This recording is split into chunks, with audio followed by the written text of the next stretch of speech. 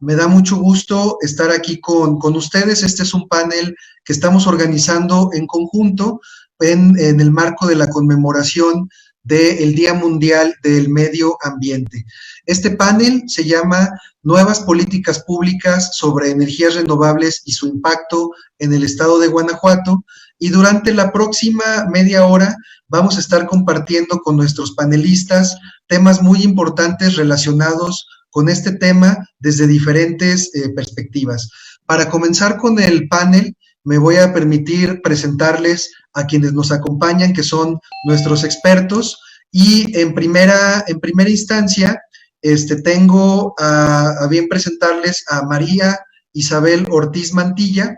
Ella es la secretaria de Medio Ambiente y Ordenamiento Territorial, nace en la ciudad de Puebla, Puebla, es licenciada en Ciencias de la Educación por la Universidad de las Américas Puebla y cursando en Flasco, México, la maestría en Política y Gestión Energética y Medio Ambiente. En 2008 es electa regidora en el municipio de Puebla, presidiendo la Comisión de Ecología y Medio Ambiente, destacando en su gestión la creación de la Agencia de Protección al Medio Ambiente y Desarrollo Sustentable del municipio de Puebla, el cual encabezó desde 2011, contribuyendo sustancialmente a la creación de la Secretaría de Medio Ambiente y Servicios Públicos del municipio de Puebla, donde fue directora ejecutiva para el medio ambiente. El 1 de julio del 2012 fue electa diputada federal en el Congreso de la Unión, representando al distrito número 11 por la ciudad de Puebla. En diciembre del 2012 fue electa de presidenta del capítulo GLOF México, representando a México ante organismos e instancias internacionales como la ONU, Banco Mundial, ONU Medio Ambiente, Fondo para el Medio Ambiente Mundial, la Agencia Noruega para Cooperación al Desarrollo y en los parlamentos de diferentes países. En diciembre del 2013 impulsó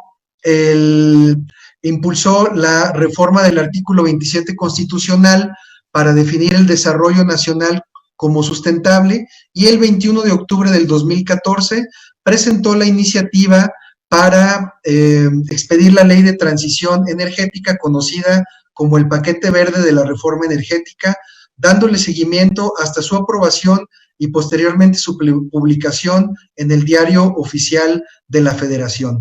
Ha destacado impartiendo diversas conferencias sobre medio ambiente, sustentabilidad, cambio climático, energías renovables, bullying y mujeres. Ella es Marisa, muchísimas gracias por estar aquí. También me permito presentarles al ingeniero Manuel Sánchez Tello. Él es ingeniero mecánico y eléctrico por la Universidad Iberoamericana León, es máster en ecoeficiencia y mercados energéticos por la Universidad de Zaragoza y cuenta con un posgrado en energías renovables también por la Universidad de Zaragoza en España.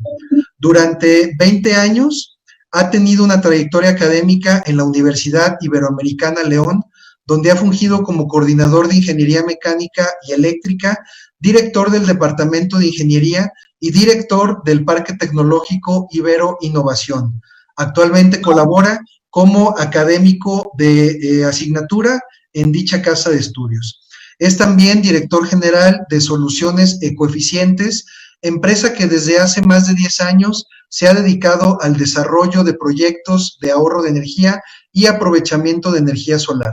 El pasado mes de mayo asumió el cargo de consejero delegado en el Instituto Oviedo, escuela líder en vanguardia educativa.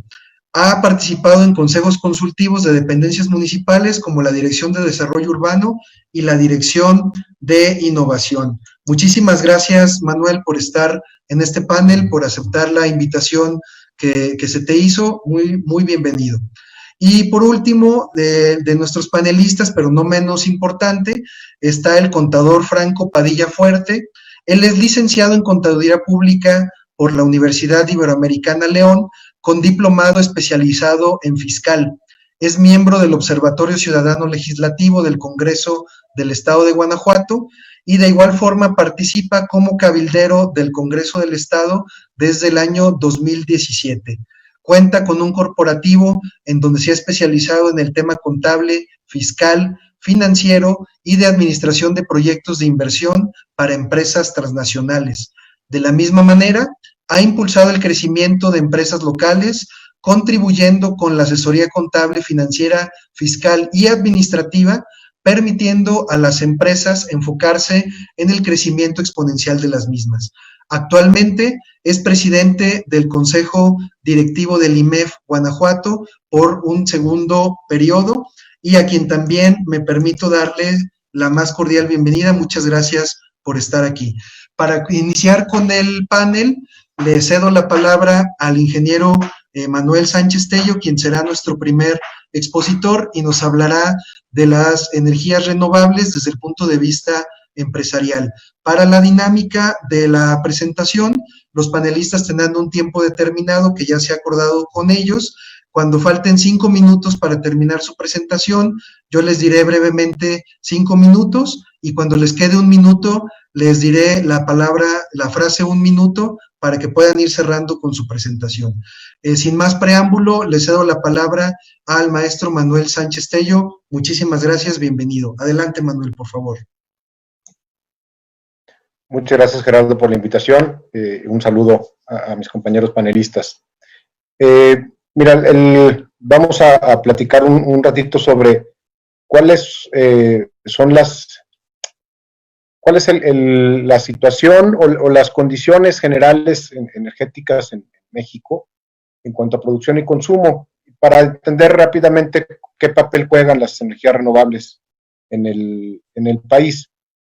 Y posteriormente, pues una pequeña descripción, digamos, técnica de cómo es que funciona específicamente ahorita la energía solar fotovoltaica, que es la que a nivel, digamos, particular o doméstico y industrial, comercial, es la que mayor crecimiento ha tenido en los últimos años, y tratar de explicar también el por qué es que ha ido en franco crecimiento. También por ahí traigo un par de estadísticas que dan fe del mismo. También dependiendo del tiempo, a ver si alcanzamos a platicar un poco sobre la otra tecnología que también tiene un impacto importante en estos sectores, que es la de aprovechamiento térmico. Y voy a tocar por ahí también un poco de la parte eólica. Creo que Marisa va a andar un poco más en ese tema sobre como los parques y demás, que no ahondo ahí porque no es algo que en Guanajuato tengamos mucho potencial o infraestructura ya instalada por las condiciones geográficas y climáticas que tenemos. Entonces, igual el sector hidráulico está pues en otros sectores del país, y del mismo modo la geotérmica. Entonces, somos abundantes en sol, básicamente, aquí en toda la zona bajío, ¿no? Me voy a compartir una presentación que me apoyará para pues darme a entender, ¿no? Normalmente inicio con esta lámina, pues que es como ya poco a poco vamos viendo más configuradas las azoteas, ¿no? Tanto aquí como en diferentes partes del país, y lo cual pues es muestra del impacto que empieza a tener ese tipo de tecnologías. Como les comentaba, vamos a ver rápidamente a nivel global cómo está funcionando la energía. En 2013 teníamos el petróleo, que jugaba con un 31% del consumo, el gas natural un 21%, carbón 29%, biomasa 10%, las renovables apenas pintaban con un 1%, y la energía nuclear con un 5%. Hacia el 2040, la perspectiva que se tiene es que el petróleo casi quede igual, en el mismo porcentaje. El gas natural va a incrementar su participación, el carbón va a disminuir un poco, pero proporcionalmente quien más va a incrementar son las energías renovables, que se espera que quintupliquen su participación en el consumo global, aunque ya viéndolo de forma más general, el consumo se espera que incremente más de un 30%. Entonces, pues las renovables ya, el crecimiento bruto pues va a ser mayor, ¿no? 6, 7 veces se espera que crezcan respecto a 2013, ¿no? Que ya llevaban ya una cierta tendencia hacia arriba. Específicamente en México, el consumo final de energía por sector o por fuente energética hablo del consumo total, considerando sector industrial, sector doméstico, transporte, servicios, servicio público, agricultura, ¿no? Los petrolíferos, los productos petrolíferos se llevan casi el 60% del consumo energético del país, ¿sí? El gas un 13%, la electricidad como fuente energética un 17%, el carbón un 2%, las renovables un 6%. Ahí tienen un alto porcentaje porque consideran, como este es el consumo final de energía, se considera la leña, y en el sector rural la leña es la principal fuente de energía. Entonces, ahí juega un papel importante. Tenemos un 1% de coque de carbón y coque de petróleo, un 3%. Déjame ver. Okay. En cuanto al ¿en qué sectores se consume la energía? ¿Dónde se nos va? Pues el transporte, somos muy ineficientes para transportarnos, tanto bienes como personas, y se nos va ahí el 46%, es donde más potencial de ahorro tenemos, ¿sí? El sector agropecuario es un 4%, el industrial un 32%, residencial 14%, comercial y público ya con menor impacto, ¿sí? Y ya en cuanto a generación de energía eléctrica, pues tenemos que, pues cerca de la mitad se da por ciclo combinado con gas natural. Cabe señalar que la mayor parte de esta parte del pastel es sector privado, ¿sí? El mayor número de las plantas de generación eléctrica de los últimos años que son con ciclo combinado gas natural son empresas privadas que venden su energía. El otro sector importante es las termoeléctricas, digamos, más convencionales de CFE. De ahí le siguen las hidroeléctricas, ¿sí? Que ya estamos pues ya ocupando un alto porcentaje del potencial que tenemos en hidroeléctrica. La energía eólica es una de las que más crecimiento ha tenido a nivel nacional en los últimos años, en toda la zona del istmo de Tehuantepec, que es uno de los mejores emplazamientos para eólica a nivel mundial, y con pues inversión tanto nacional como extranjera. Podemos decir que el 99.9% es capital privado. CFE tiene solamente un pequeño parque, pues fue el primero y experimental, y por ahí lo ha crecido un poquito, pero no ha crecido más con inversión pública. Hay otros sitios como en Baja California, en Puebla, hay una zona bastante amplia en Tamaulipas, en eólico. Los parques eólicos más cercanos que tenemos aquí a nuestra zona están en Jalisco, en Los Altos, por ahí por Juelos hay un par de parques eólicos. Si vas camino a San Luis Potosí, saliendo de Lagos, por ahí a la mano izquierda puedes ver ahí las torres eólicas. Hemos ido varias veces a visitarlos. Tenemos también pues la planta nuclear, ¿no? Nuestra única planta nuclear que está en Veracruz, Laguna Verde. Algunos sistemas de cogeneración, estos son muy, muy pequeños y muy, muy puntuales. Y la solar que ya pinta en el gráfico, ¿no? La verdad es que anteriormente no era algo que, una tecnología que apareciera o de puro compromiso le ponían ahí un 0.0001%. La realidad es que ahorita ya impacta en más del 1% a nivel nacional, que suena muy poquito, pero el 1% de la cantidad de energía que consumimos, la verdad es que ya pues es considerable, ¿sí? Este gráfico es sobre lo que consume cada entidad federativa, y me voy más a cómo consumimos en el estado de Guanajuato y cómo ha habido una tendencia de crecimiento en el consumo. Este año va a bajar por la crisis que estamos viviendo, pero si vemos, iba un crecimiento constante. Es cíclico por la cuestión climática, pero va bajando en época de frío, sube en época de calor, pero si se fijan la tendencia era creciente, ¿sí? Lo mismo en varios estados de la República. En estados con mayor calor, pues la demanda energética en época de calor, perdón la reiteración, es muy pronunciada, ¿no? Lo vemos en Sonora, Nuevo León, Tamaulipas, ¿no? Quintana Roo, vean también la curva, cómo va creciendo la demanda energética, ¿no?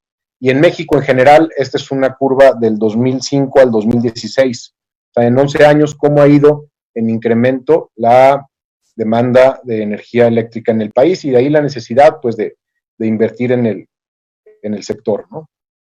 En particular, las energías renovables, pues, son una fuente de abastecimiento inagotable, ¿no? Que en su mayoría directa o indirectamente provienen, pues, del sol. Este es un gráfico de la OCDE, del 71 al 17, del 1971 a 2017, y podemos ver ahí la línea amarilla o naranja, como la tecnología que ha ido creciendo es aquella que es no hidráulica. La energía hidráulica, pues, fue la primera que empezó a explotarse desde que se empezó a generar la energía eléctrica ya para masificarse, digamos, pero las demás son las que están repuntando de forma importante a partir de hace poco más de 10 años, ¿no? Para darnos una idea, en la fotovoltaica, en el 90 se generaron 85 gigawatt hora, perdón, de esta tecnología, y en 2017 fueron 268 terawatts hora. Tienen un incremento anual del 34%. No hay otra industria, yo creo, en el mundo que esté creciendo con esta velocidad, ¿sí? Y el 9.8% de la energía proveniente de renovables es solar fotovoltaica. En México teníamos en 2018 el 1.12% de la producción nacional de energía eléctrica.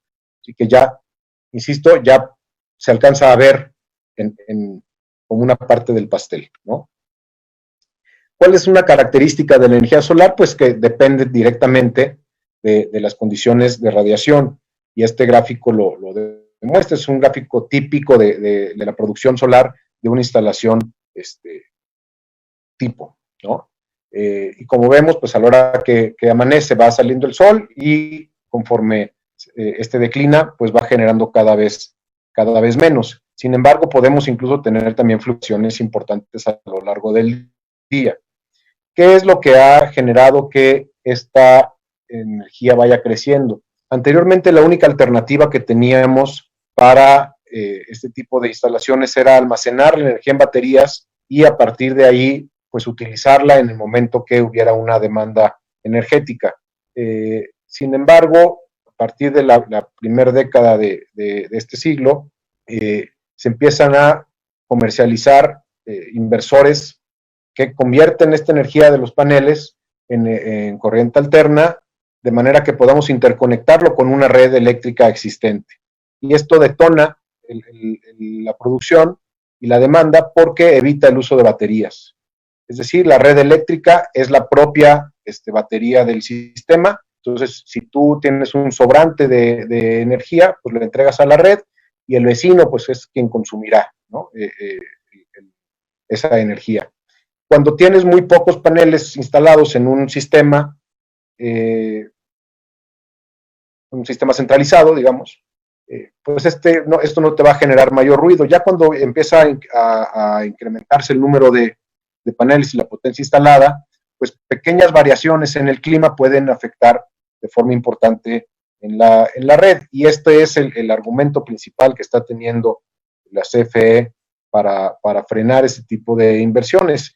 Sin embargo, pues hay alternativas tecnológicas, electrónica de potencia, que pueden contrarrestar esta problemática, y es lo que ha hecho, por ejemplo, Alemania, ¿no? Que tiene ya una capacidad instalada mucho mayor que nosotros.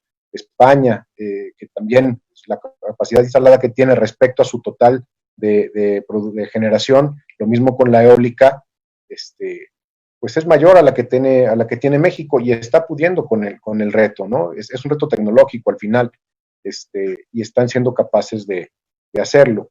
Ahora, hay que considerar que el parque vehicular en los próximos años va a ir transformándose y paulatinamente, no sé si de una forma un poco más acelerada, va a empezar a haber más carros eléctricos.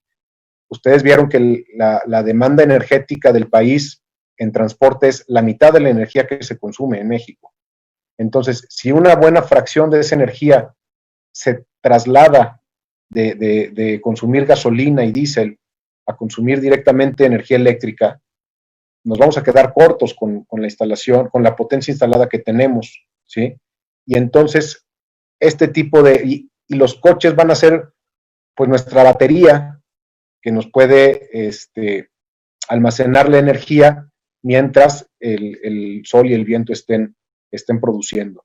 Al final, insisto, va a ser un reto energético el que tengamos que correr, y pues lo debemos afrontar, y no simplemente pues meter la cabeza en un agujero, ¿no? Como dicen las avestruces, ¿verdad? Estos son diferentes ejemplos de sector doméstico y comercial, ¿no? Que son en muy pequeña escala, desde un par de panelitos en una casa hasta pues una instalación ya más grande, que puede incluso llegar a cubrir la demanda de alguna fábrica o de algún instalación de sector comercial, ¿no? Son pues varios ejemplos, ¿no? Estos son los inversores, que insisto, son los que transforman la energía proveniente de los paneles para poder interconectarla con la red eléctrica, ¿sí? Y estas anteriores que presenté son de instalaciones de autoconsumo, es decir, se interconectan en el sitio del consumo, y solo si me sobra energía es que le entrego a la red. No así los parques solares o los parques eólicos, ¿no? En los que hay una extensión muy grande de tierra cubierta ya sea por generadores eólicos, que así se llaman, no se llaman reguiletes ni nada de eso, ni abanicos,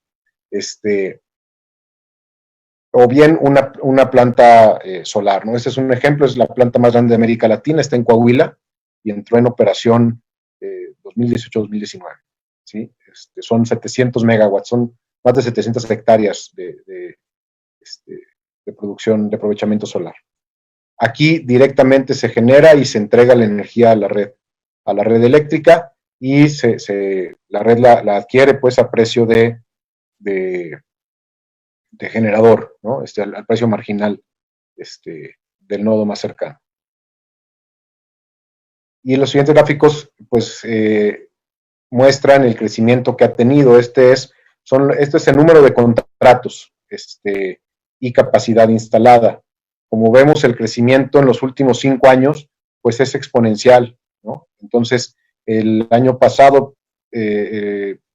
más o menos se quedó igual que el año 2018. Este es a partir de un reporte que generó la Comisión Reguladora de Energía el año pasado, y es el último dato concreto que se tiene de estos contratos de pequeña y mediana escala, ¿sí?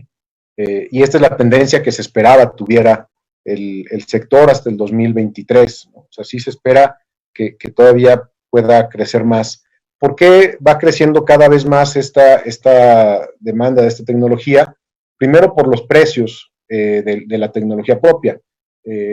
Hace 12 años que yo empecé en estos temas, el puro panel costaba, casi siempre el precio que se da es $, por watt instalado, pero de puro panel costaba $5 el watt.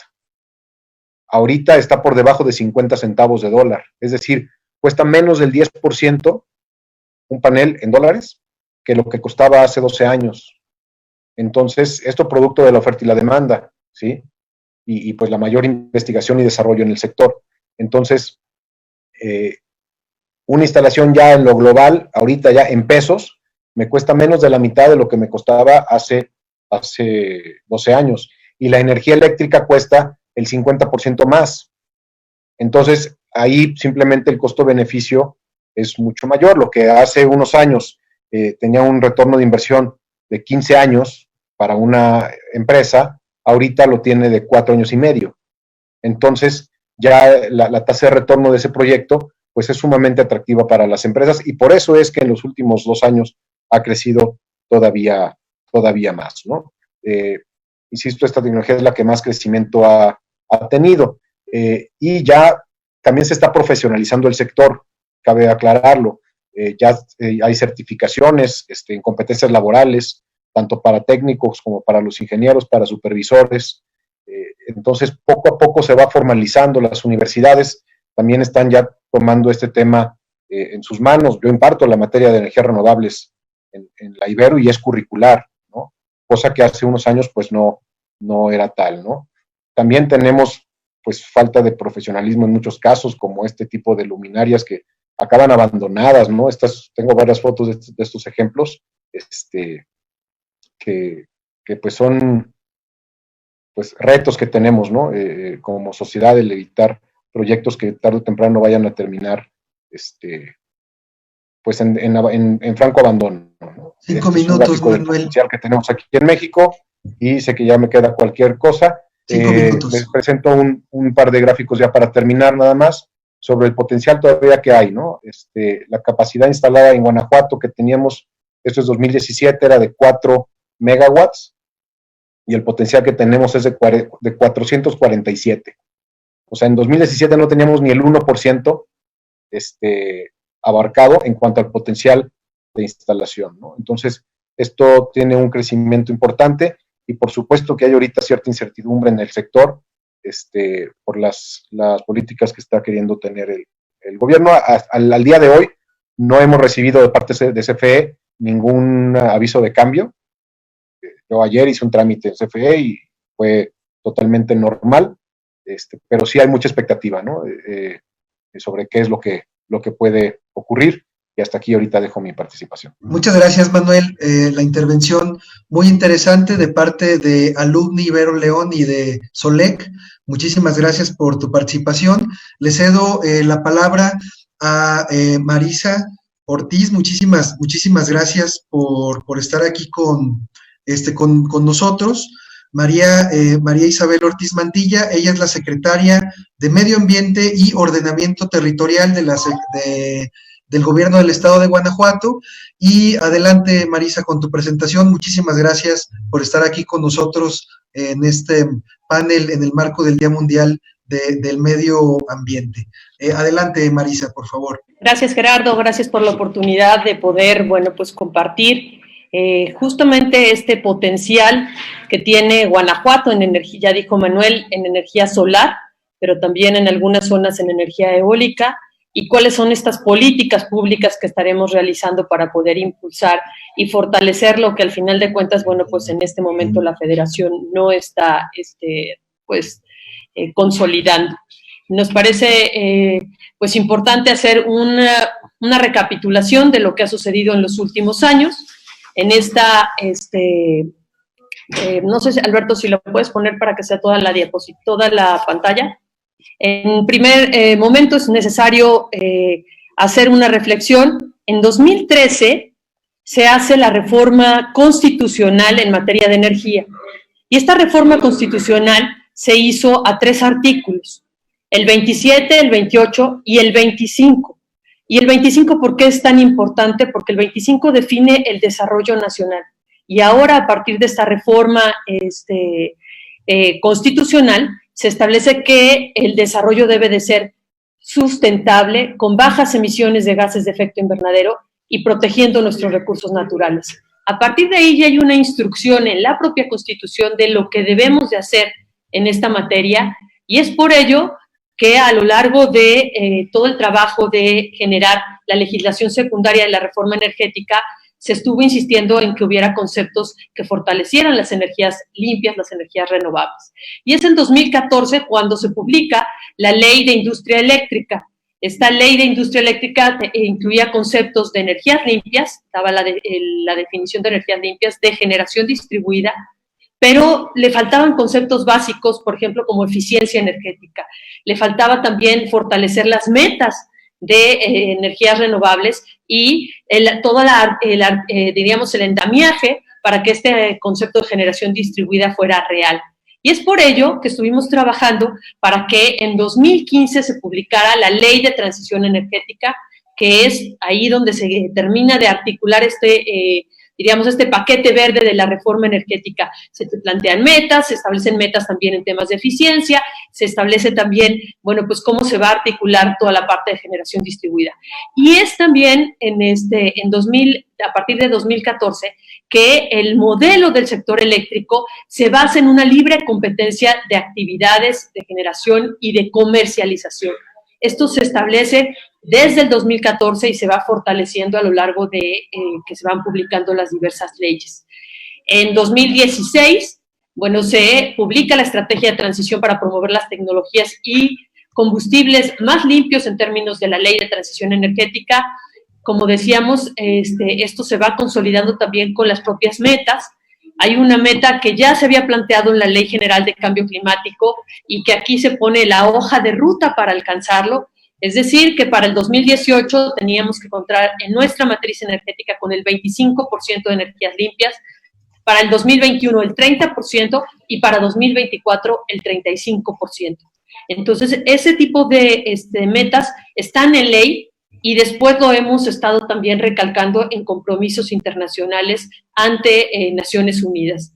En 2017, bueno, pues se lleva a cabo la tercera subasta. Las subastas se llevan a cabo en 2015, 2016, 2017, o sea, prácticamente, más bien 2016, 2017. En esos 2 años se llevan a cabo 3 subastas y fueron ejemplo de lo barato que puede ser generar energía a través de energías limpias. Y ahí ponemos un ejemplo concreto.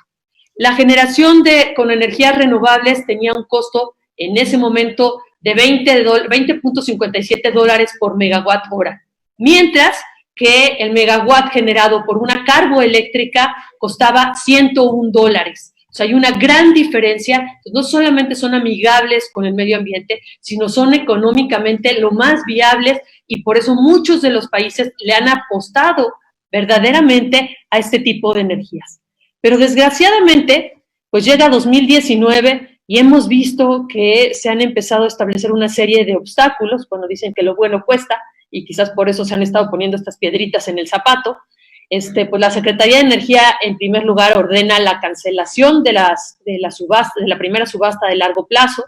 Después se cancelan las líneas de transmisión hacia la zona de Oaxaca, que como ya mencionó también Manuel, es una zona con un alto potencial en energía eólica, donde se establecieron los primeros parques eólicos, y se modifican las reglas del juego en materia de certificados de energías limpias. Esto se intentó, al final, pues de manera judicial, ya no se modificaron los CELS, pero se hizo un intento en esta materia.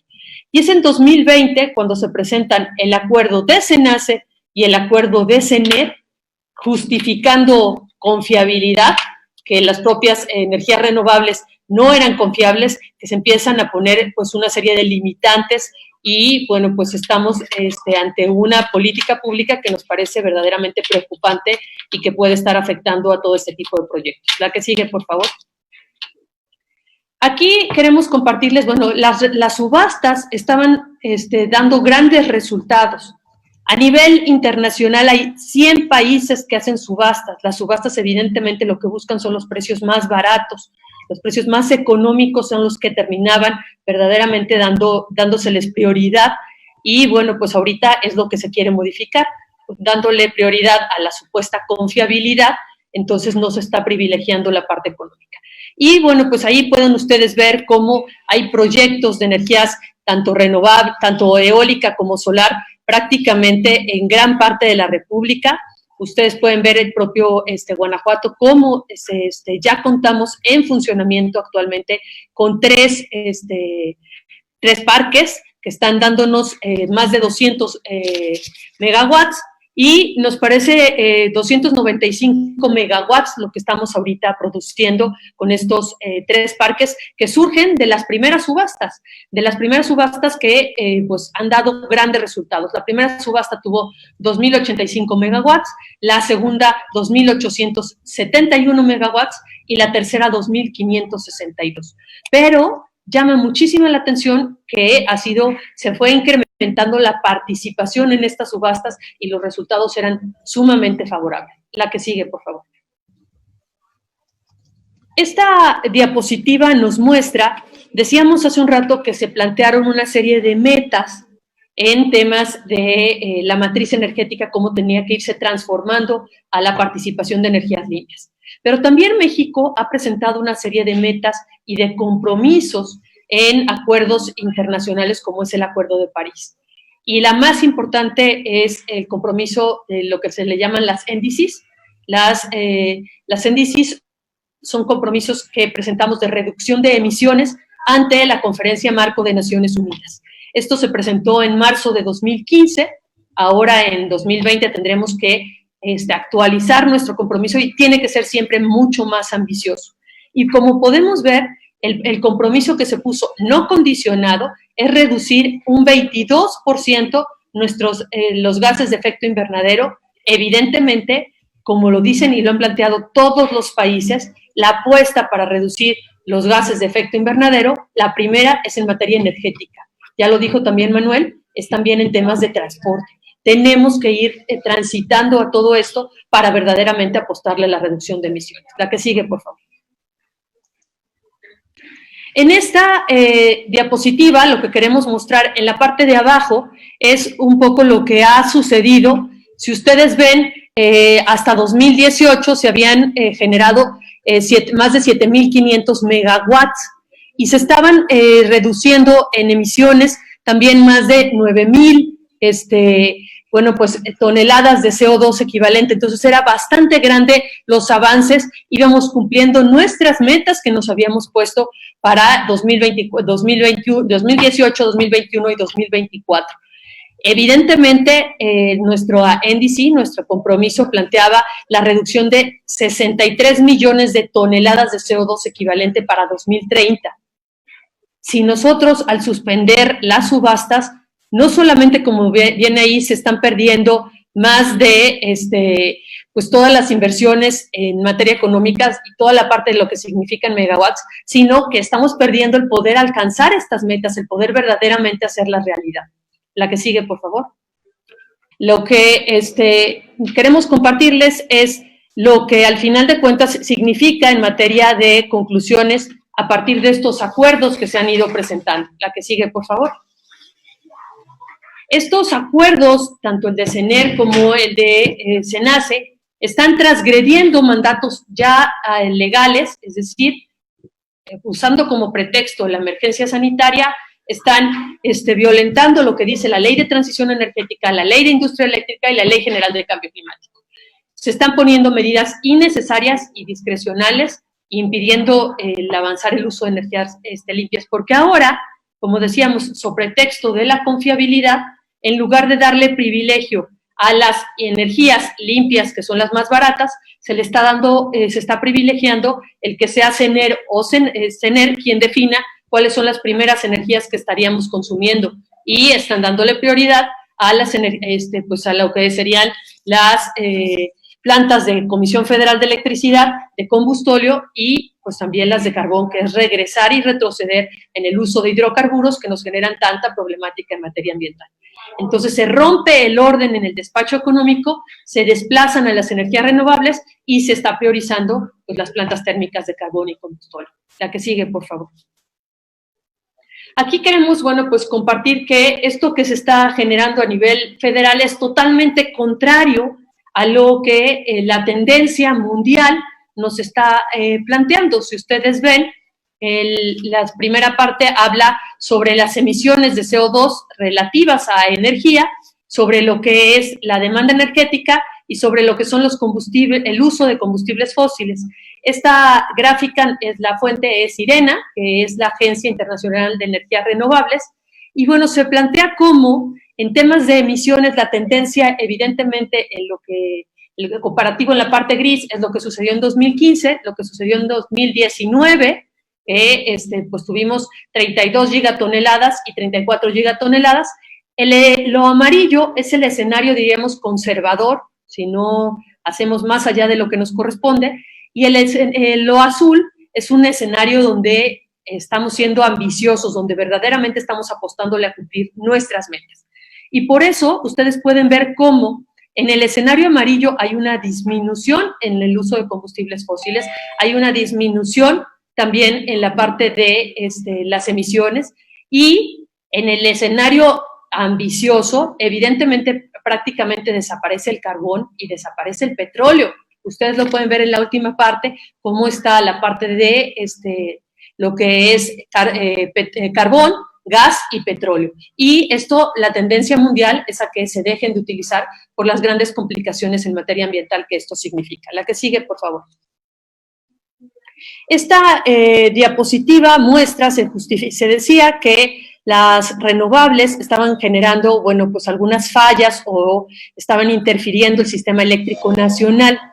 Prácticamente, si nosotros vemos, esto es la participación porcentual de la generación de energías de marzo a mayo, es decir, durante la pandemia, y como vemos, la participación de renovables fue entre 5.1 y 7.1, o sea, es un porcentaje muy pequeño para que podamos estarle echando la culpa de que estaban generando algún tipo de fallas. Realmente no es posible porque el porcentaje de participación todavía es muy pequeño. La que sigue, por favor. Por eso, al final, esta diapositiva lo que estamos planteando evidentemente que la propuesta es descarbonizar nuestra matriz energética si verdaderamente queremos alcanzar los compromisos, y no solamente los compromisos. La línea verde oscura es lo que estaría sucediendo en emisiones de millones de toneladas de CO2 equivalente si seguimos con esa tendencia. Son 202 toneladas. Al final de cuentas, si realmente cumplíamos los compromisos que nos estábamos planteando, estaríamos cumpliendo con la línea prácticamente verde claro. Hay una diferencia de un 31%. ¿Y esto qué habla? Es verdaderamente apostarle al cambio climático, a mitigar nuestros efectos y a tomar una política climática de fondo, o simplemente pues apostarle a cualquier tipo de energía sin considerar las afectaciones ambientales que esto significa. Esta gráfica, que también es de IRENA, nos muestra los trabajos que se estarían generando a partir de las energías renovables en 2050. O sea, no solamente es ambientalmente adecuado, económicamente adecuado, sino detonaría pues una serie de empleos, que es lo que prácticamente ahorita necesitamos después de esta pandemia. Y entonces ustedes pueden ver en la tabla que está a la izquierda, donde habla de la generación de empleos globales. Estamos hablando de 41.9 millones, casi 42 millones de trabajos, y están hablando también de cómo se estarían distribuyendo en todo el planeta. Entonces es un beneficio de manera importante. Ustedes pueden ver la parte verde sería en bioenergía, la parte amarillo es la parte solar, la parte de azul un poco más oscuro serían las hidros, la azul claro es de la eólica, la roja es la geotérmica y la azul clarita es la maremotriz. Entonces, podemos diversificar nuestras fuentes y aprovechar el potencial que tenemos y además generar trabajos, generar empleos. ¿Y qué sucede en Guanajuato? Vamos a aterrizar un poco en nuestra realidad, lo que tenemos en nuestro espacio, nuestra casa común, que es Guanajuato. Aquí tenemos una imagen que muestra el potencial eólico que tiene Guanajuato. Por eso podemos ver que en la zona de San Felipe se empezó a instalar un gran parque eólico, y tenemos ahí posibilidad, como ustedes ven, en esa zona poder establecer también una serie de granjas eólicas que pudieran ser interesantes para poder aprovechar. La que sigue, por favor. Aquí mostraremos, ya lo dijo Manuel también, el potencial solar que tiene Guanajuato. Prácticamente todo el estado tiene un nivel de irradiación solar muy importante, todos lo sentimos en esta temporada del año, o sea, y es cómo lo podemos aprovechar al máximo. En este momento tenemos tres parques que nos están dando, como ya dijimos, 295 megawatts, pero tenemos 14 proyectos que equivaldrían prácticamente a 829 megawatts, 14 proyectos que están en riesgo con todos estos acuerdos y que pues nos parece verdaderamente preocupante. Nosotros, en el análisis que se tiene a través del Inventario Nacional de Energías Limpias, podemos ver que Guanajuato tiene un potencial de 10.400 megawatts. De esos 10.400 megawatts, 7.376 son de energía solar. Entonces tenemos un potencial muy importante. Ahora el poder hacer realidad esos 14 proyectos que están en trámite, pues sería crucial y fundamental. Aquí estamos, bueno, pues planteando en un mapa con lo que sería el verde son los parques eólicos, el amarillo son los fotovoltaicos. En este momento tenemos en San Miguel de Allende y en San Luis de la Paz, y los rosas son fotovoltaico y eólico, los dos, y el azul es un proyecto hidroeléctrico. Del lado derecho ustedes pueden ver también cómo en su gran mayoría tenemos en la zona de San Luis de la Paz, San Miguel de Allende, y bueno, pues prácticamente en la parte de abajo serían, cuando estamos hablando de todos los municipios que tendrían proyectos que serían, pues, sería un riesgo que se estarían afectando, como es Doctor Mora, Paseo el Grande, Abasolo, Romita, y bueno, pues nos parece el propio Acámbaro, que tenemos que pues hacer todo lo que esté en nuestras manos para que estos proyectos se puedan conservar. La que sigue, por favor. El total de proyectos en riesgo, como ya dije, son 14, son 829 megawatts, que nos alcanzarían para suministrar energía eléctrica a 1.6 millones de viviendas. Se estarían evitando 767,000 toneladas anuales de gases y compuestos de efecto invernadero, y estaríamos sacando de circulación 165,705 vehículos. A eso equivaldría que durante un año 165,705 vehículos no estuvieran circulando. Entonces, imagínense en contaminación lo que eso significa. La que sigue, por favor. Aquí me parece importante que analicemos por qué se está haciendo privilegiar o priorizar que en primer lugar se pueda estar utilizando las plantas térmicas de combustóleo. Vale la pena señalar que el combustóleo se genera, es uno de los residuos del proceso de refinación. Prácticamente por cada 100 barriles de petróleo, 27 se generan de combustóleo, y desgraciadamente el combustóleo mexicano tiene entre el 4 y hasta el 7% de azufre.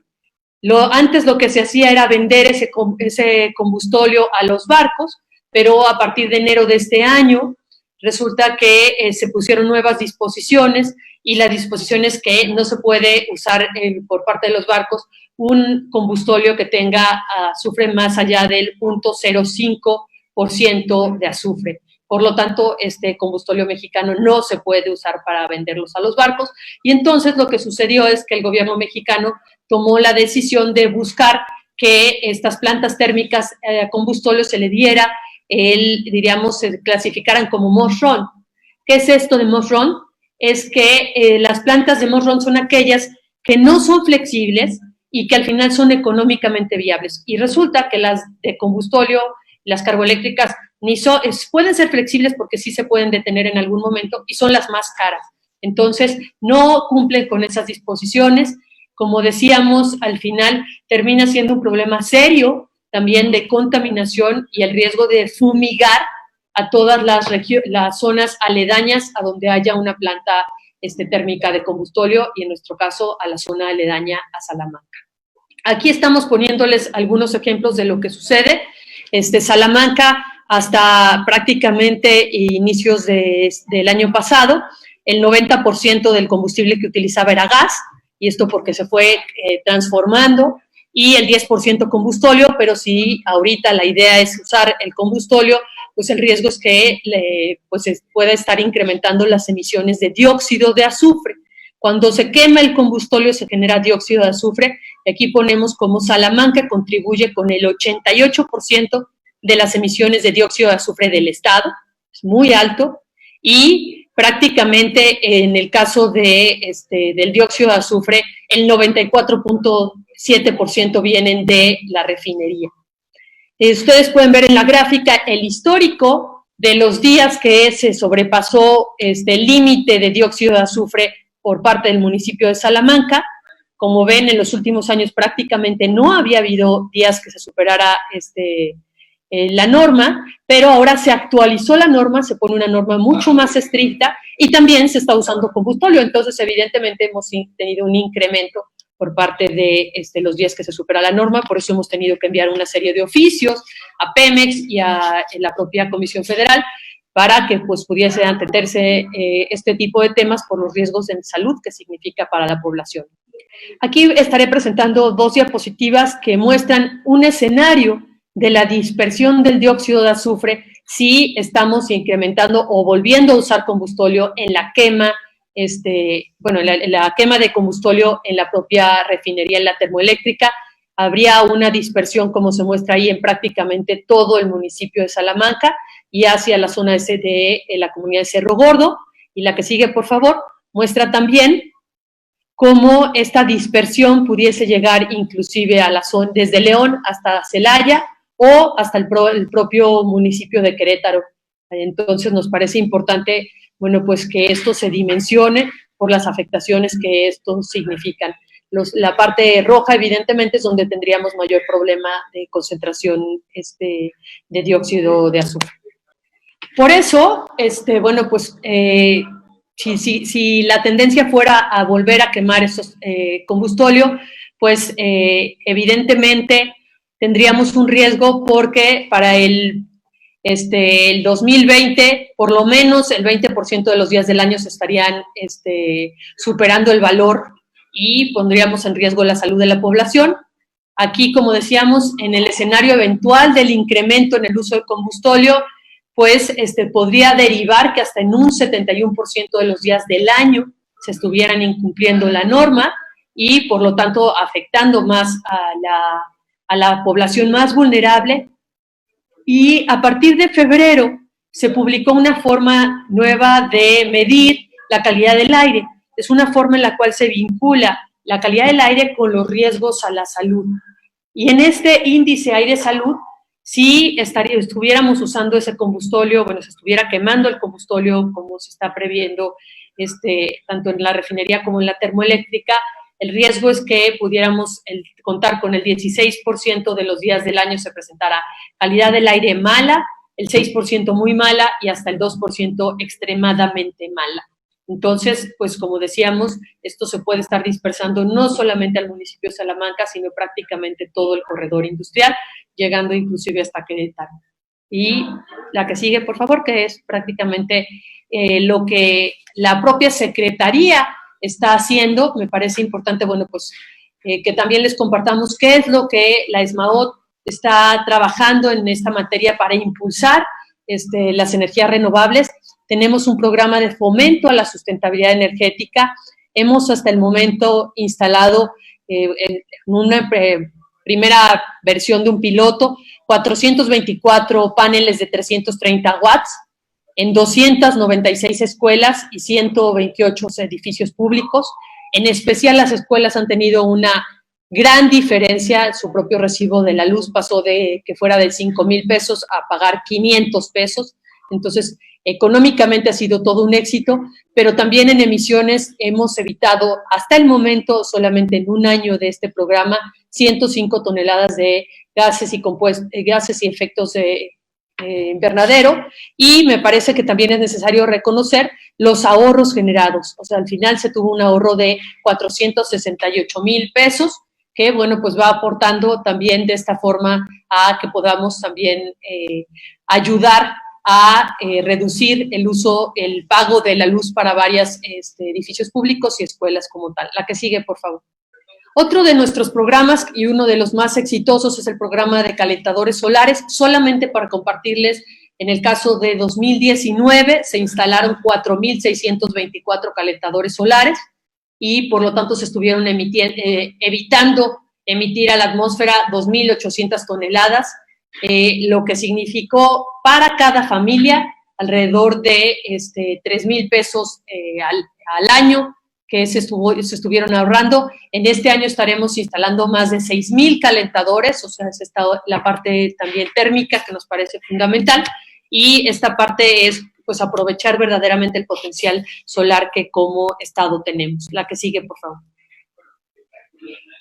hemos estado trabajando con Iniciativa Climática de México en un programa que se llama C-Solar, es un programa de financiamiento para pequeñas y medianas empresas para poder verdaderamente instalar sus paneles solares, esto a través de financiamiento con banca comercial.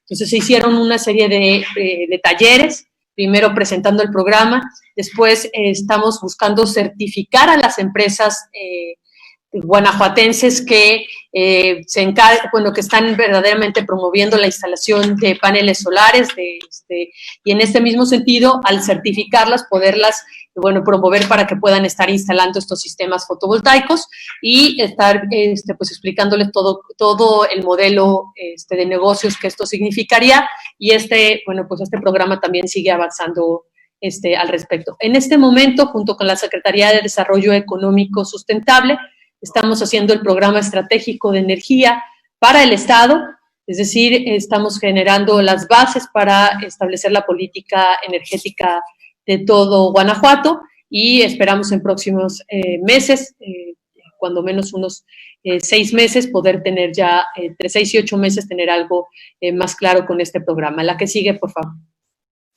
Muchas gracias y estamos para servirles. Muchísimas gracias a la Secretaría de Medio Ambiente y Ordenamiento Territorial del Estado de Guanajuato, la maestra Marisa Ortiz Mantilla. Muchísimas gracias por la presentación. También ya tenemos algunas preguntas que más tarde las vamos a compartir para que puedan irlas respondiendo. Agradezco también que nos esté viendo desde la página de Facebook a nuestro presidente del Consejo Directivo, al contador público Jorge Carlos Obregón Serrano, que está también entre el público y le manda un saludo a todos ustedes, a los panelistas, y agradece que hayan aceptado la invitación para este panel. Muchísimas gracias de parte del contador Obregón Serrano y de todo el patronato de Explora. Muchas gracias. Nuestro último panelista es el contador público Franco Padilla Fuerte. Él es presidente del Instituto Mexicano de Ejecutivos de Finanzas y nos dará la perspectiva financiera que desde los ejecutivos de finanzas tienen respecto a este tema. Adelante, contador Franco. Muchísimas gracias, bienvenido. Gerardo, muchas gracias por tu presentación. Un saludo a todos los que nos están viendo y a nuestros panelistas. Manuel y María Isabel, muchas gracias por su presentación. Me va a abonar mucho a lo que yo quiero explicar en este tema económico. Vamos a ponernos ahorita la cachucha de inversionistas, como si nosotros trajéramos 100 millones de dólares en la cartera y andamos viendo dónde invertirlos. Ya sabemos con lo que vimos anteriormente con los dos panelistas que las energías limpias, las energías renovables, sí son un buen negocio, también sirve para lo ecológico, y que vemos que se pueden tener tasas de retorno importantes e interesantes en este tipo de inversiones. Entonces, déjenme compartir mi presentación. Listo. Vamos a ver la situación actual económica de nuestro país. Tenemos que decirlo como es. México sufre la mayor recesión que hemos tenido en los últimos 40 años. Si bien esto no es todo por culpa del COVID, no lo quieran ver así. Realmente desde 2019 estábamos estancados económicamente. Llega el COVID a finales de diciembre de 2019 y apenas empezábamos a ver el problema que íbamos a tener enfrente. Entonces, esto ya lo veníamos arrastrando y el COVID vino a sumarse. Tenemos las diferentes recesiones que hemos tenido en el país. 1983, un menos 0.4% en el Producto Interno Bruto. En el 86, un menos 3.7%. 95, un 6.3%. En el 2009, un menos 5.3%. Y llegamos al 2020 con las estadísticas que tenemos hasta el día de hoy, las proyecciones que rondan en un menos 7.8%, las más conservadoras, y las que se van más arriba llegan hasta un menos 12%. Si lo queremos ver de manera por trimestre, podemos comparar la caída, la recesión del 95 con la del 2020, en donde el primer trimestre prácticamente disminuimos lo mismo. En el segundo trimestre, en el 95, fue del menos 9.1, pero en el segundo trimestre de este año, que todavía no tenemos todos los datos hasta que se termine este mes, pero se estima un menos 17.1 menor en el Producto Interno Bruto. Si sumamos las 4 estimaciones, es por esto que estamos llegando al 7.8 en nuestras estimaciones.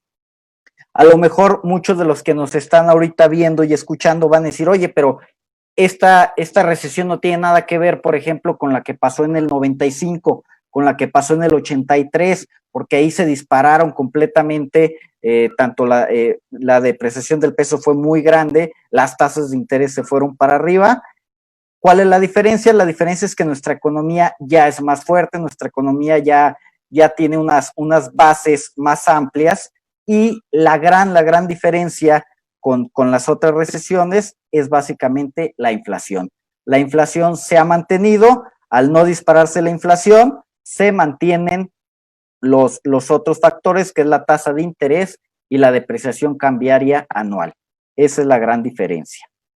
¿Cómo ve el IMEF o cómo contempla el IMEF el año 2020? En el año 2020 nosotros decimos que se va a reducir un 8% el crecimiento del Producto Interno Bruto. La inflación se va a mantener en un 3%, la tiene bien reservada, bien contenida el Banco de México. El tipo de cambio, estamos hablando que estaríamos cerrando el año por hoy de 23.50, y en los empleos nosotros estimamos que cerraremos el año de manera, digamos, muy conservadora, con una pérdida de 800,000 empleos. El Banco de México está hablando que el mínimo serían 800,000 y el máximo sería 1,400,000 de empleos formales. No estamos contando los empleos informales. Entonces, yo soy más de la tendencia que va a ser alrededor de 1,400,000. ¿Qué esperamos para el 2021? Tampoco es nada alentador. Si tenemos un crecimiento sería alrededor del 2%, 2.20%, la inflación se sigue manteniendo en un 3.50, el tipo de cambio sería alrededor de 23 pesos con 20 centavos, y apenas empezaríamos a recuperar empleos alrededor de 300,000 por el año 2021. Si podemos observar pues todos estos números, ya como inversionistas, pues como que le empiezas a pensar algo en invertir en México. Ahora, ¿cuáles los escenarios posibles de recuperación que tenemos? Hay 3. Escenario de recuperación en V, U profunda o V profunda.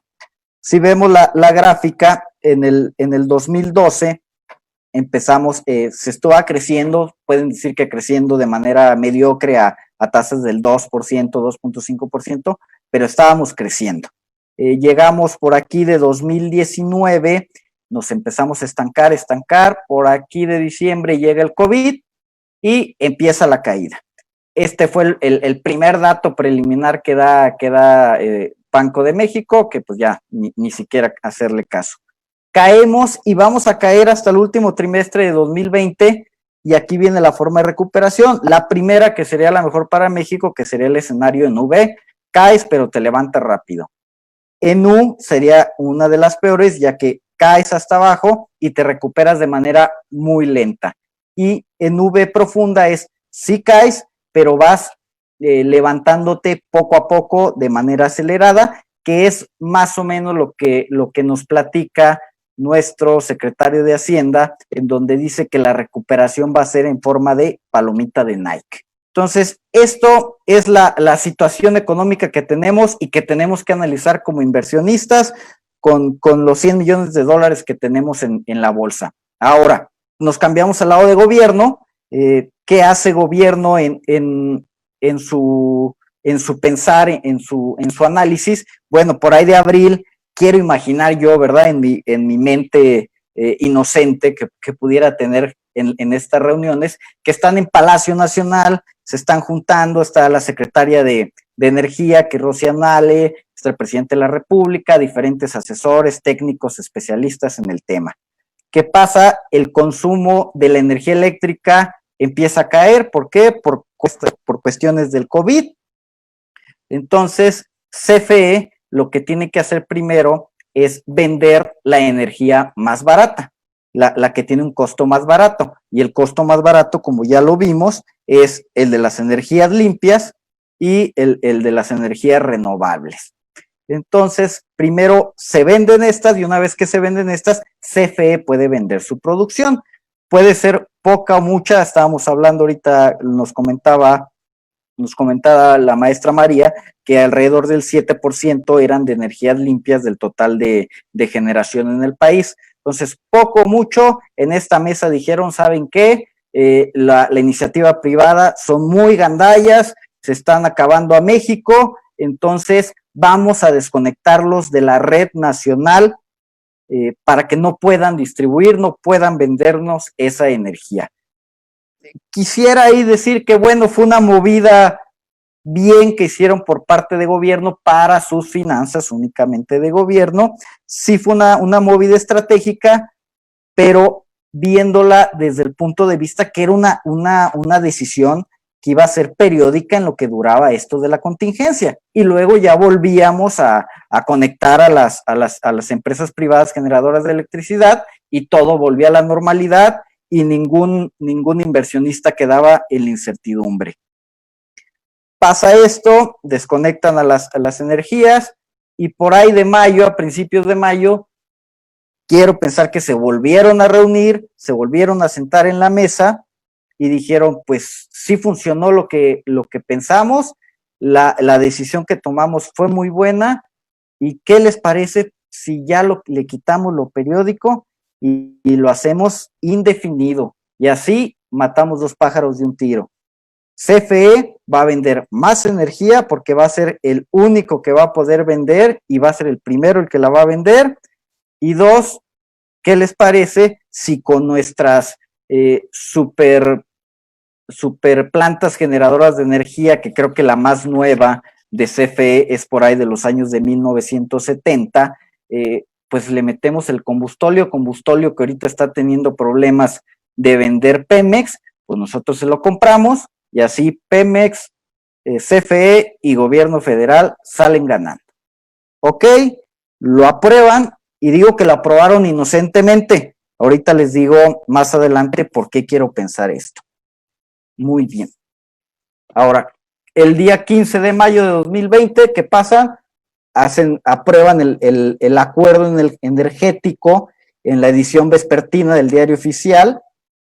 ¿Y qué es lo que pasa? A ojos de inversionistas, se pueden hablar de muchos tecnicismos, pero a ojos de inversionistas son dos cosas. Suspende la entrega de operación de plantas de energía renovable con plazo indefinido y dos, limita la generación de plantas eólicas y fotovoltaicas en un primer instante. Ahora, ¿qué ven los inversionistas sobre este acuerdo? Primero, falta de respeto a los procedimientos legales, apelando a la emergencia sanitaria en la que nos encontramos. Primero fue por tiempo determinado, ahora lo hacen indefinido. Entonces, se violaron las leyes, entre ellas la Constitución.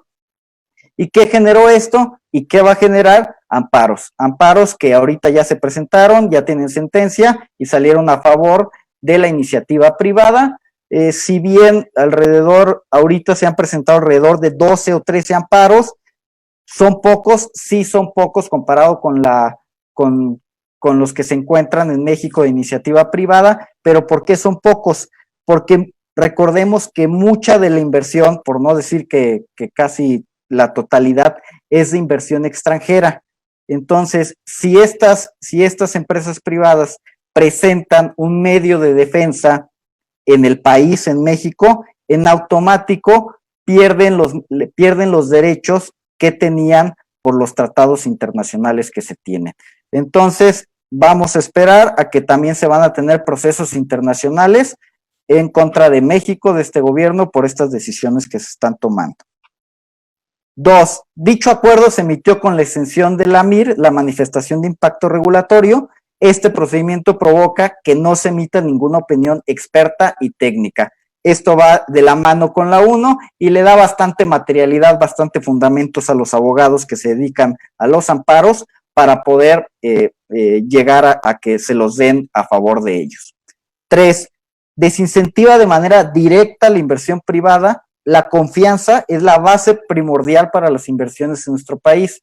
Incertidumbre de inversiones presentes, las que ya tenemos, y las proyectadas o futuras que ya se podían tener. Estos proyectos de gran magnitud, de gran calado, son alrededor mínimo de 30 años, para donde se hace toda la proyección para poder tener las mayores utilidades posibles. 4, falta de credibilidad en nuestro gobierno. Cambian las reglas del juego a placer, y esto va a aplicar para todos los sectores. No crean que el inversionista nada más lo va a ver como que nada más se están metiendo ahorita con las energías, sino que se va a ver que este gobierno también puede y quiere cambiar las reglas con otros sectores que son de interés para la iniciativa privada y el capital extranjero. Podemos poner el ejemplo de Canadá. Canadá tiene alguna parte de sus fondos de retiro invertidos en proyectos de energía en México. Entonces, por eso de inmediato Canadá, la Embajada de Canadá, alertó la entrada en vigor de este acuerdo y mandó una carta directa al gobierno de la República para decirles qué estaba pasando, y con justa razón. En el quinto punto, el acuerdo deja más de 40 proyectos de generación de energía renovable en 18 estados en una situación de incertidumbre legal. Sexta, hay una pésima imagen a nivel internacional, provocando la respuesta de los gobiernos de 20 países. 7, marca un camino hacia la generación de energía eléctrica cara, sucia, ineficiente y poco confiable. Protege el uso de energías fósiles, como veíamos con el combustóleo, y nos desacredita como país de vanguardia en estos temas, porque la verdad es que no íbamos tan mal.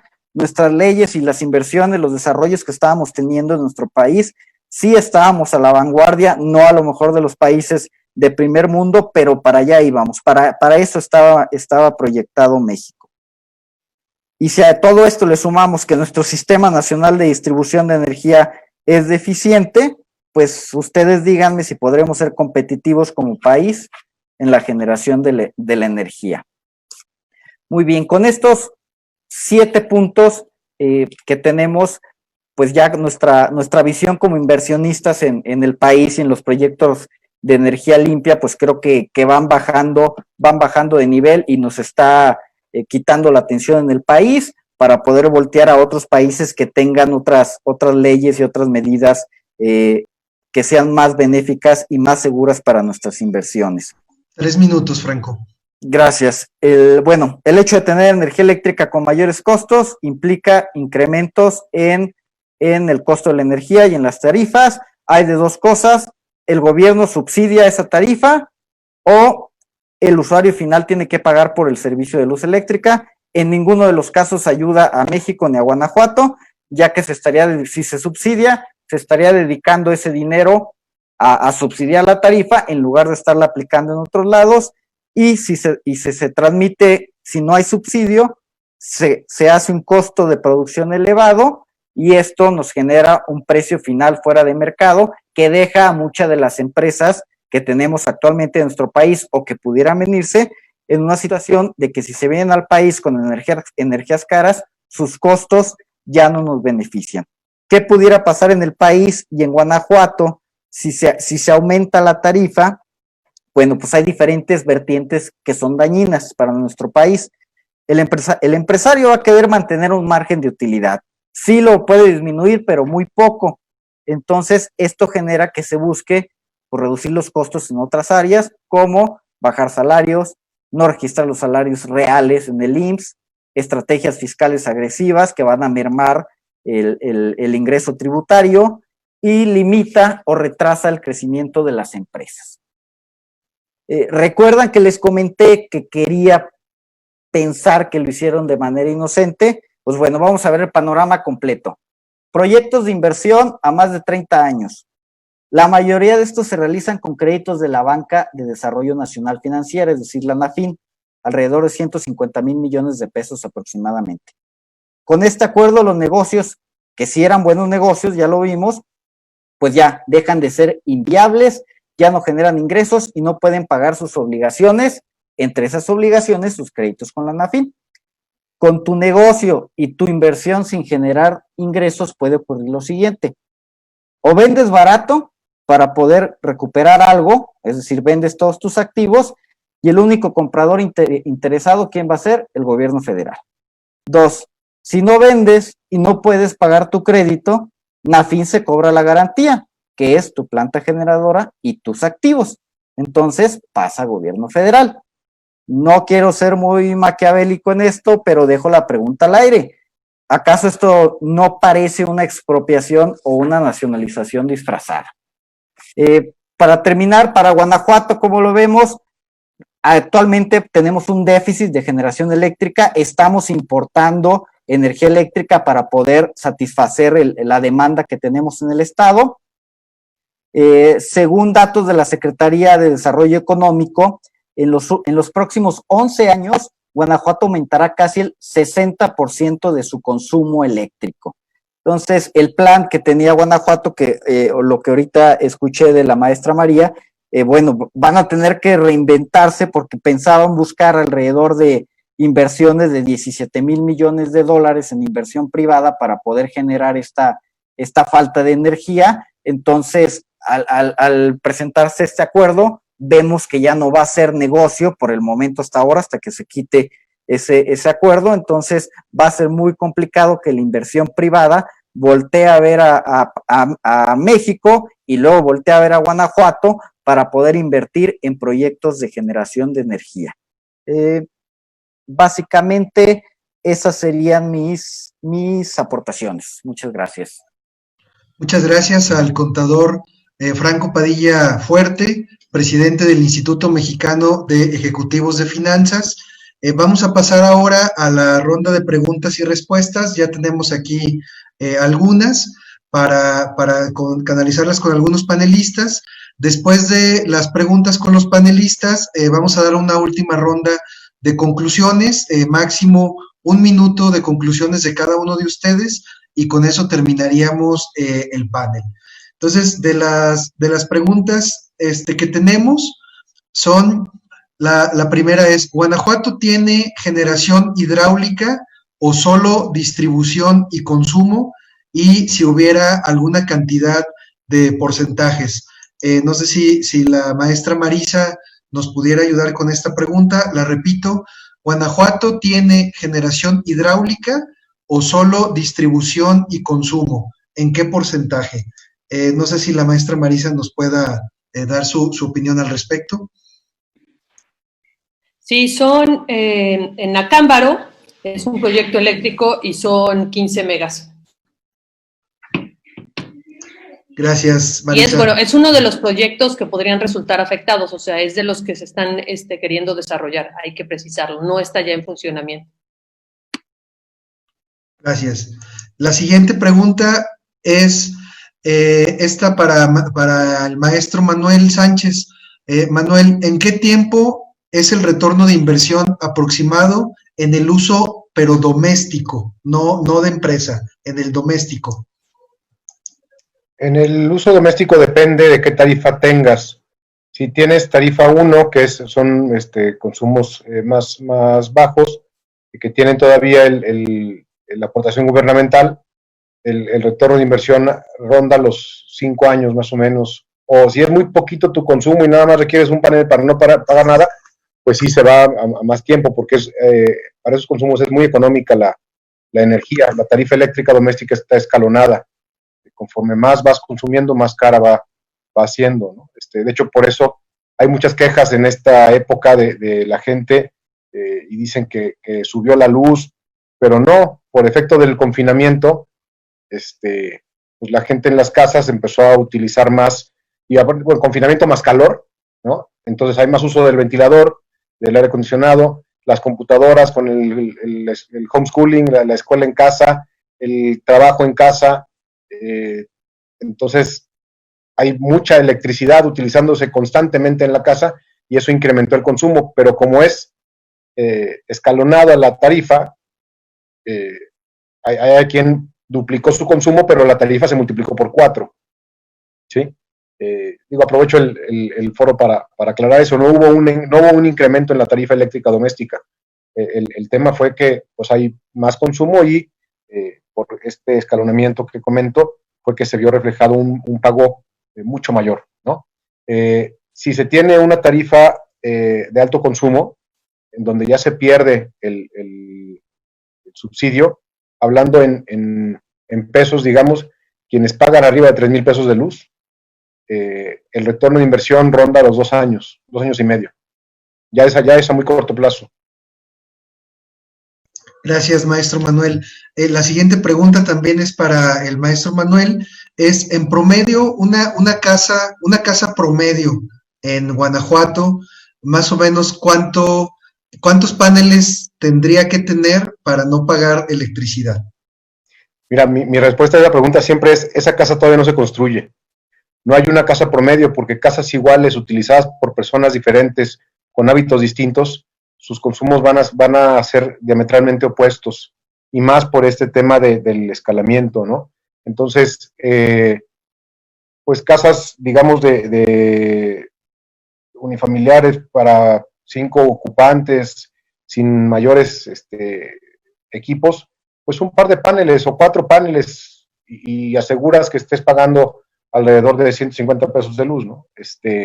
Pero ahora sí que cada caso es distinto. Hay casas en las que de verdad con 2 paneles la hacen, y hay otras casas en el sector residencial que les hemos puesto 40 paneles y no les es suficiente, ¿no? Insisto, casas iguales con ocupantes diferentes te pueden dar resultados sumamente distintos. Gracias, maestro Manuel. La siguiente pregunta es para la maestra Marisa, y la pregunta es, ¿qué se contempla como energía de respaldo para la tecnología solar y eólica? Así está la pregunta. Yo entiendo que es, ¿qué otro tipo de energías habrá además de estas? Eso fue lo que yo entendí de la pregunta, maestra Marisa. La repito. A ver, Gerardo, lo escuché como un poco, en parte, si pudiese ser, ¿qué energía se considera de respaldo? Entiendo, para este tipo de energías, pero se escuchó un poco cortado. No sé si pudiera repetir la pregunta. Sí, con mucho gusto. ¿Qué se contempla como energía de respaldo para las tecnologías solar y eólica? En general no son energías que requieran un respaldo. Eso es una visión, diríamos, anterior, cuando se pensaba que a fuerza tendrías que tener 1 mega de renovable y 1 mega de combustibles fósiles. La tendencia, lo puedes ver, es que esto no sea así. Si vemos, por ejemplo, Dinamarca casi el 60%, pues llega a tener días en donde el 60% de su matriz energética es de renovables, entonces no requieren 1 mega que esté de respaldo. Esto ha funcionado también en estados como California, que tiene un sistema eléctrico similar al nuestro, y no es que tengan uno y otro. Evidentemente, lo que sí ha ayudado como un combustible de transición ha sido el gas. O sea, el gas, como el hidrocarburo más limpio, ha sido un combustible de transición. El reto en esto es diversificar nuestras fuentes energéticas, es decir, aprovechar la energía solar, en el caso de Guanajuato, la solar y la eólica, pero aprovechar todas las fuentes de energía. O sea, si también podemos aprovechar, si tenemos una termoeléctrica, bueno, que se use gas, no que se use los combustibles fósiles que tanto contaminan. Entonces, es verdaderamente apostar a no poner todos los huevos en una sola canasta, sino diversificarlo para evitar también todos este tipo de riesgos. Gracias, maestra Marisa. La siguiente pregunta también es para usted, y la pregunta es, ¿podría por favor repetir cuáles son los proyectos en Guanajuato que ya están más avanzados para energía eólica y fotovoltaicos? Bueno, mencionamos que tenemos en operación, tenemos 3 proyectos fotovoltaicos. Es uno en San Luis de la Paz, que es de 225 megawatts, que está en operación, y 2 en San Miguel de Allende, los 2 son de 35 megawatts. Estos ya están en operación, pero tenemos 14 proyectos 14 proyectos que estaban haciendo todos los trámites y que están en riesgo, como ya se mencionó. En muchos, inclusive, por ejemplo, el de San Felipe, ya están instalados los aerogeneradores. Entonces, bueno, pues sí se tiene un avance, y esta parte son 829 megawatts de esos 14 proyectos, en San Felipe, en Doctor Mora, también en San Luis de la Paz, en San Miguel de Allende, en Apaseo el Grande, en Abasolo, en Romita y en Acámbaro. O sea, son una serie de varios proyectos que pues son los que terminarían estando en riesgo en este momento. Gracias, maestra Marisa. La siguiente pregunta, tenemos 2 preguntas más y con esto vamos a ya ir cerrando el panel para respetar el tiempo que se había pactado. La siguiente pregunta es para el contador Franco Padilla Fuerte, presidente del IMEF, y la pregunta es: ¿la solución para las empresas en Guanajuato pudiera ser la generación de energía eléctrica con gas? Ok, bueno, pudiera ser una de las salidas, pero también volvemos a lo mismo, dependemos de gobierno, porque si bien las tecnologías en el desarrollo, en la generación de energía con gas, ahora están muy avanzadas, las turbinas que se tienen ahora, tanto las alemanas o las japonesas, por ejemplo, están muy avanzadas, te generan energía muy eficiente, muy estable, inclusive mejor que la que te puede ofrecer CFE, pero resulta que el mayor porcentaje de los ductos en México pertenece a CFE. Entonces, volvemos a lo mismo, que si tú tienes tu empresa y tienes una demanda de energía porque vas a ampliar tu producción, y le pides a CFE que te des energía y te dice CFE, ¿sabes qué? Ya no tengo energía en Guanajuato para darte. Bueno, sería una opción. Haces tu propia generadora de energía con este tipo de turbinas que se conectan directo a los ductos de gas, que la mayoría son de Pemex. Entonces, tenemos que pedir un permiso a Pemex, a CFE, para poder conectarnos a uno de sus gasoductos, y volvemos a que gobierno nos pueda autorizar o no este tipo de conexiones. Gracias, contador Franco Padilla. La siguiente es para el maestro Manuel Sánchez y terminaría con otra para la maestra Marisa. La pregunta para Manuel es, con todo respeto, Manuel, pero ¿cómo se genera electricidad cuando es de noche y cuando no hay aire? En algunos días es variable uno y otro. ¿El gas natural se considera como renovable? Adelante, maestro Manuel. Está apagado el micrófono, maestro. Ok. O sea, efectivamente, la energía solar pues se generará cuando hay sol, y la eólica cuando hay viento, ¿no? Eso, incluso, pues, es la gráfica que incluí en mi presentación responde un poco a esa pregunta, y esta itinerancia en la producción es el argumento que se tiene, digamos, en su contra, ¿no? Que no es constante, y tiene, pues, diversas alternativas tecnológicas. Una es, pues, el almacenamiento, ¿no? Ahí hay un reto importante tecnológico y comercial en generación de sistemas de almacenamiento de energía que sean, por un lado, menos costosos que los actuales, y por otro lado, de mayor vida útil, ¿sí? Y eso sería una solución, pues, importante, porque efectivamente no vas a producir durante la noche. Durante la noche, en el sistema interconectado, pues tomas electricidad de la red eléctrica, ¿no?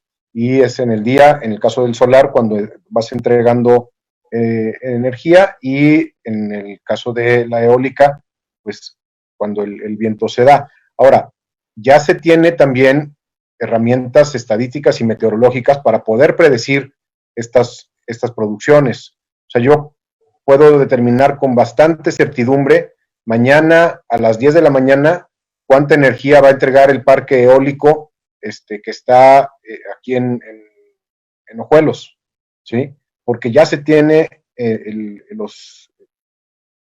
nivel de predicción bastante preciso, y entonces el SENACE puede prepararse para poder contrarrestar la producción o la falta de la misma, ¿no? Lo mismo con los parques solares, ¿no? Hablando de las grandes inversiones, que deben ir acompañadas de este tipo de estudios, ¿sí?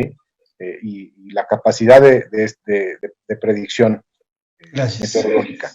Gracias. Entonces, la respuesta es no se puede producir en la noche con solar. El reto, uno de los otros está en el almacenamiento y el otro es de electrónica de potencia y control de la generación, ¿sí? Y rápidamente, había una última... ¿Se considera el gas natural como renovable? No, el gas natural no es renovable. El gas natural se encuentra en el subsuelo y se encuentra así como casi como lo consumimos, por eso su nombre. No es un gas como el LP, que es un gas licuado a presión y es un subproducto del petróleo. El gas natural así se encuentra en la naturaleza, valga la redundancia, se extrae de pozos y se conduce por tuberías. Y es su limitante, como bien comentaba Franco, para poder poner un sistema con gas natural, tú requieres que haya una tubería que llegue hasta tu ubicación, ¿no? Y en nuestro caso la infraestructura de gas natural es limitada. Gracias. La última pregunta es para la maestra Marisa. ¿El gobierno de Guanajuato está contemplando alguna respuesta o estrategia para contrarrestar la nueva ley? Bueno, es importante señalar que no es una ley.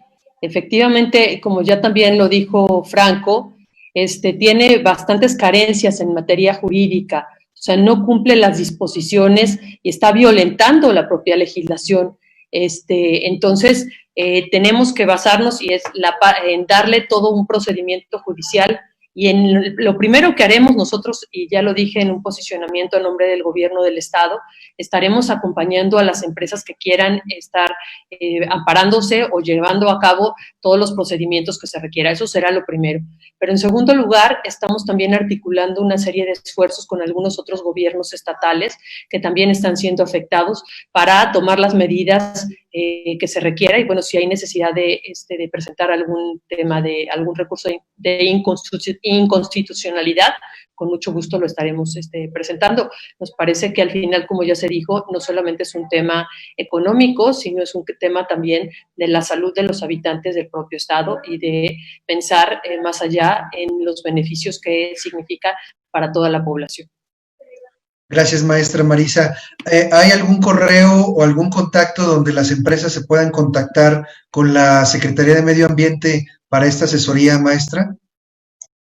Con mucho gusto está en las redes sociales de la propia Secretaría, que es M mayúscula Ambiente, la A con mayúscula GTO, M mayúscula Ambiente GTO, y ahí podemos también atenderlos o apoyarlos, o con mucho gusto también les puedo compartir mi correo institucional, que es Marisa, como se escucha, marisa.ortiz@guanajuato.gov.mx. En cualquiera de esos podemos atenderlos y lo que decíamos, bueno, pues lo principal es pensar en que se puede estar respetando el Estado de Derecho.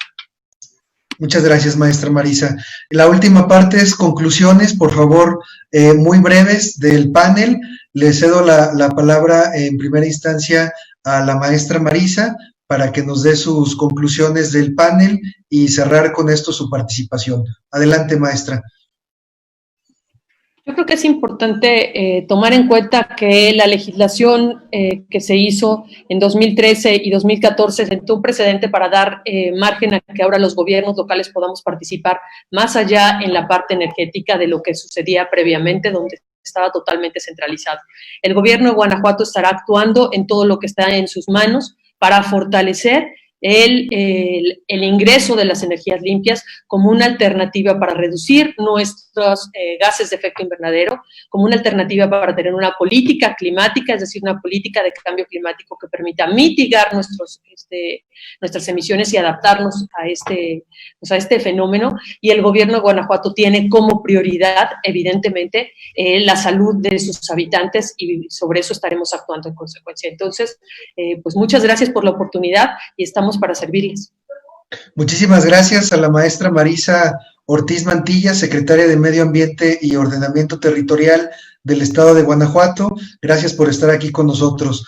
Adelante, maestro Manuel Sánchez, de Alumni Ibero León y director general de SOLEC. Adelante, maestro Manuel.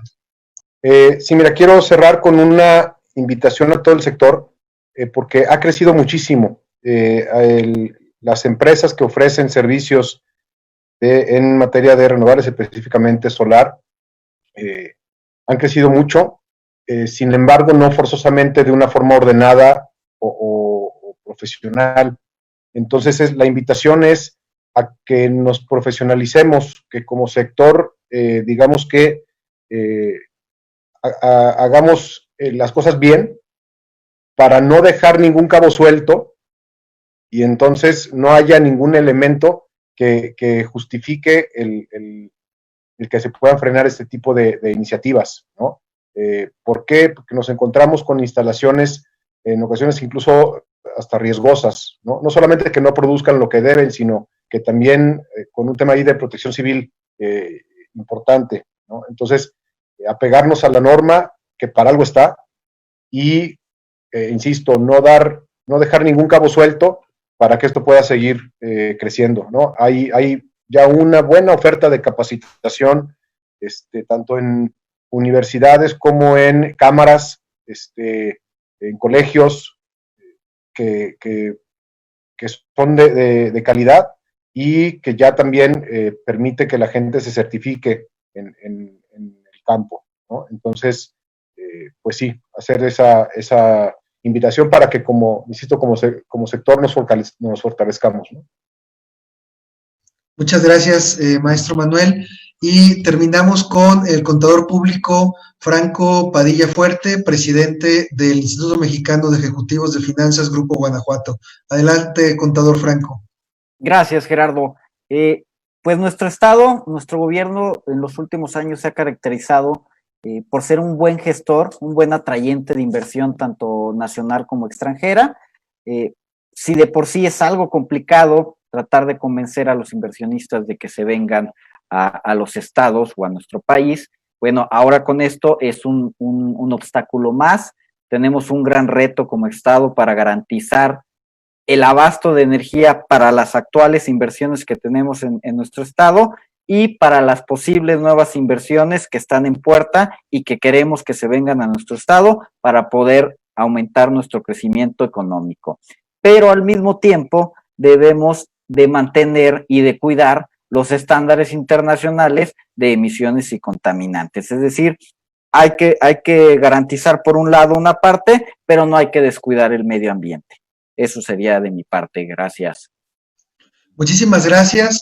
A nombre del contador público Jorge Carlos Obregón Serrano, presidente del Patronato de Explora, de todo el Consejo Directivo, a nombre también del gobernador del estado de Guanajuato, de Diego Sinoé Rodríguez Vallejo, de la maestra Marisa Ortiz Mantilla, de la Secretaría de Medio Ambiente, Ordenamiento Territorial, de la maestra Lupita Flores Ortiz, presidenta de la Asociación Alumni Ibero León, y del contador público Franco Padilla Fuerte, presidente del Instituto Mexicano de Ejecutivos de Finanzas, Grupo Guanajuato.